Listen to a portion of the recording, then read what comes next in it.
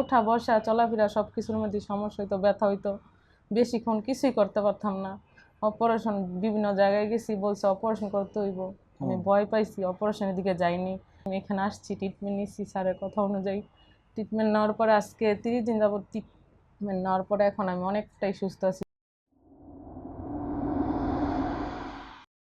বিসমিল্লাহির রহমানির রহিম। দর্শক, ডিপিআরসি থেকে আমি বাত ব্যথা paralysis disability rehab specialist doctor Mohammad Shafiullah প্রধান। আমরা প্রতিদিন আপনাদের রুগীদের আপডেট দিচ্ছি, কোন রুগী কী রোগে আক্রান্ত এবং কী সমস্যা ছিল, এবং ডিপিআরসিতে কিভাবে আমরা চিকিৎসা দিয়েছি। এবং আলহামদুলিল্লাহ সারা বাংলাদেশের টেকনাফ থেকে তেঁতুলিয়া রুগীরা আমাদের কাছে আসে, প্রতি জেলার রুগী, শুধু ঢাকা শহরের রুগী না।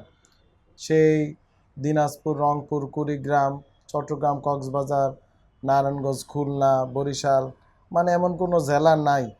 আর প্রবাসীরা তো নিয়মিত ডিপিআরসিতে চিকিৎসা ছাড়া হয়ই না, আলহামদুলিল্লাহ। তো আমাদের আজকে একজন বোন আছে, শিউলি, হাউসওয়াইফ, নারায়ণগঞ্জ জেলার রুগী, বয়স বেশি না, মাত্র 25 বছর, ইয়াং, একেবারে ইয়াং একজন রুগী। খুবই খারাপ একটা এমআরআই নিয়ে আসছে, পিএলআইডি, এবং রুগীর আত্মীয় স্বজন সবাই একটু হতাশায় ছিল যে এটা অপারেশন ছাড়া আবার ভালো হয় কেমনি, কিন্তু রুগী ভয় পায়, অপারেশন করতে রাজি না। আরেকটা কথা বলি, অনেকের ধারণা ডিপিআরসি মনে অপারেশন করে না, ব্যাপারটা তা না।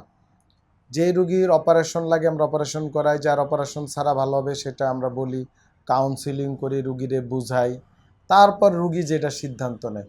এই রুগীর ক্ষেত্রে আমরা ক্লিয়ার ডাটা বুঝাইছি, তারপরে আমরা চিকিৎসা দিছি, এবং রুগীরে বলছি 1 মাস থাকতে হবে, রুগী 1 মাসে এসেছিল। এই পিএলআইডি রুগীদের 1 মাস থাকতে হয়। উনি হচ্ছে L5S1 ডিস্ক প্রলাপস, এবং ওনার থাইরয়েডের আগের প্রবলেম ছিল, পাশাপাশি পেটের কিছু প্রবলেম ছিল, ইরিটেবল বাউল সিনড্রোম।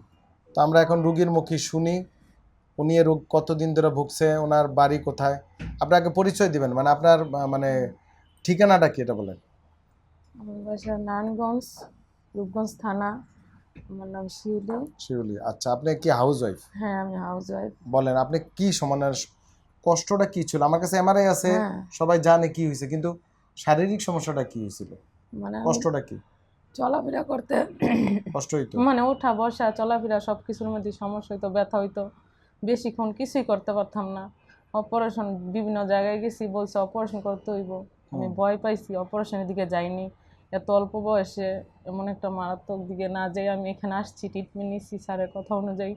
ট্রিটমেন্ট নেওয়ার পরে আজকে 30 দিন যাবত ট্রিটমেন্ট নেওয়ার পরে এখন আমি অনেকটাই সুস্থ আছি। যেই জায়গার মধ্যে আমার অপারেশন লাগতো, ওই জায়গার মধ্যে এখন আর অপারেশনটা লাগতেছে না। এখন আমি অনেকটাই ভালো আছি, সুস্থ আলহামদুলিল্লাহ। আছি। আপনি হেঁটে দেখছেন, সব হ্যাঁ, দেখছেন? সব কিছুই। আগে যখন চলাফেরা করতে বেশিক্ষণ কিছুই করতে পারতাম না, ব্যথা করতো। এখন আর কোনো ব্যথা নেই, উঠলে বসলে সমস্যা হইতো, মানে কোনোটা একদম ভার হয়ে থাকতো। এখন কোনো ভার নেই, কোনো মানে ব্যথা নেই, কিছুই নেই। এখন আল্লাহ দিলে ভালো আপনার আছে। এই সমস্যাটা কতদিন ধরে প্রায় ছিল 1 আগে? বছর। 1 বছর। মানে হ্যাঁ, আপনি কি বলতে পারবেন কেন হয়েছে? মানে জানতেন না? না, জানতাম না। জানতেন না। পারিবারিক কাজ তো করেন, মানে সামনে আমি ঝুঁকে ঝুঁকে কাজ করেন? দুইটা আমার 2 বার পড়ছিলাম ছাদের মধ্যে। আগে আগে হ্যাঁ, পড়ার কারণে হইতে পারে, মানে বিভিন্ন কাজের চাপের কারণে হইতে পারে। 1 বছর যাবত আমি অনেকই কষ্ট করছি। দর্শক, আসলে পিএলআইডি রোগ নিয়ে আমাদের রিসার্চ করা আছে। আমরা পিএলআইডি যখন যেটা যেভাবে দরকার আমরা সেভাবেই চিকিৎসা করি। অনেকের ধারণা আমরা এখানে থেরাপি দেই, অনেকে মনে করে নারায়ণগঞ্জে যে থেরাপি ডিপিআরসি একই থেরাপি, ব্যাপারটা তা না। না, একই রুগী, পিএলআইডির রোগের চিকিৎসা ভিন্ন, এক একজনের এক এক চিকিৎসা। না বুঝে না শুনে আপনারা যে কোনো জায়গায় চিকিৎসা না নিয়ে আপনি একজন বিশেষজ্ঞ বা যে কোনো চিকিৎসার একটা স্পেশালাইজ জায়গায় আপনি যাবেন সবসময়। ধরেন চোখের চিকিৎসার ক্ষেত্রে স্পেশালাইজড হাসপাতাল, চোখের ভালো ডাক্তার, সেখানে যাবেন। হার্টের ক্ষেত্রেও সেম, এই ব্যথা বেদনার ক্ষেত্রেও এই জাতীয়, মানে গেলেন একটা দোকানে থেরাপি দিলেন, কদিন ভালো মনে হইব, কিন্তু আবার যেই লাও হেকো দিয়ে যাবে। কারণ জিনিসটার একটা রিসার্চের কাজ আছে, নিয়মকানুন আছে, এবং কাজে মানে এই চিকিৎসা দেওয়ার অভিজ্ঞতা থাকতে হয়।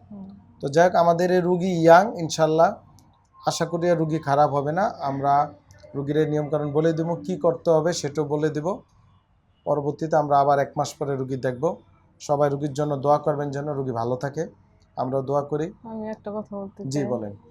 এত অল্প বয়সে অপারেশনের দিকে না যে সবাই যেন এই চিকিৎসাটাই নেয়, এই ট্রিটমেন্ট করে সবাই যেন সুস্থ থাকে। আমি সবার জন্য দোয়া করি, আমার জন্য সবাই দোয়া করে। জি ভালো থাকে। জি, আল্লাহ পাক আপনাকে সুস্থ রাখুক, সেটি কথা। আসলে অপারেশন বয়স কম হইলে রিস্ক।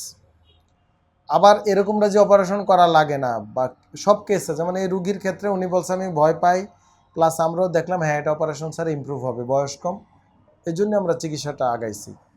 তো সবাই রুগীর জন্য দোয়া করবেন। আসসালামু আলাইকুম রহমতুল্লাহ বরকাতুহু। ডিপিআরস লিমিটেড, আস্থা, বিশ্বাস ও নির্ভরতায় অবিচল।